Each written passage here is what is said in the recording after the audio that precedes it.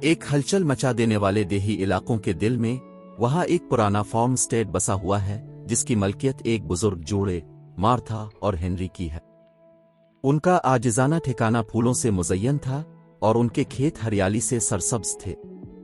लेकिन जिस चीज ने उनके फार्म को वाकई काबिल जिक्र बनाया वो फसलों की कसरत ज़मीन की तज़ीम की खूबसूरती नहीं बल्कि गोल्डी नाम की एक काबिल जिक्र मुर्गी थी।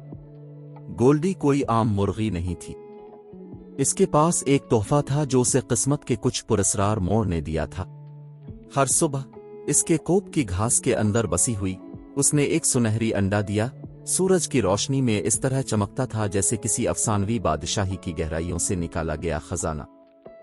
गोल्डी के मुजिजाना अंडों की खबरें दूर दूर तक फैल गईं, जो दूर दराज ममालिक से आने वालों को अपनी तरफ मुतवज्जे करती थीं, जो इस हैरत को देखकर हैरान रह जाते थे। मार्था और हेनरी, सोने के दिलों वाले आजिज लोग, खिले बाजुओं के साथ मुसाफिरों का खैर मकदम करते हैं और उनके पंख वाले दोस्त की तरफ से अता करदा फजल को बांटते हैं। फिर भी जैसे ही गोल्डी के सोने के अंडों की सरगोशियां देही इलाकों से बाहर के लोगों के कानों तक पहुंची, लालच ने इसका बदसूरत सर पकड़ना शुरू कर दिया। गैरतमंद आंखें फार्म स्ट्रीट पर लालच भरी नजरें डालती हैं, गोल्डी और उसके कीमती अंडों का दावा करने की साजिश कर रही है। एक खौफनाक रात अंधेरे की आड़ में गोल्डी को चोरी करने के इरादे से चोरों का एक गिरोह फार्म पर उतरा।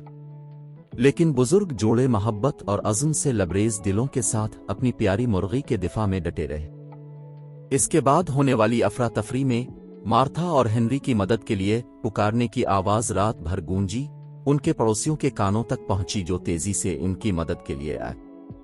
उन्होंने एक साथ मिलकर हमला आवरों को पसपा कर दिया, उन्हें वापस साए में ले गए जहां से वो आए थे। हंगामा आराई के दरमियान गोल्डी ने नरमी से चुटकी ली। इसके पंख फड़फड़ा रहे थे लेकिन इसकी रूह टूट गई, क्योंकि वो जानती थी कि हकीकी दौलत सोने की चमक में नहीं बल्कि मोहब्बत और दोस्ती के बंधन में है, जिसने इसे मार्था और हेनरी से जोड़ दिया।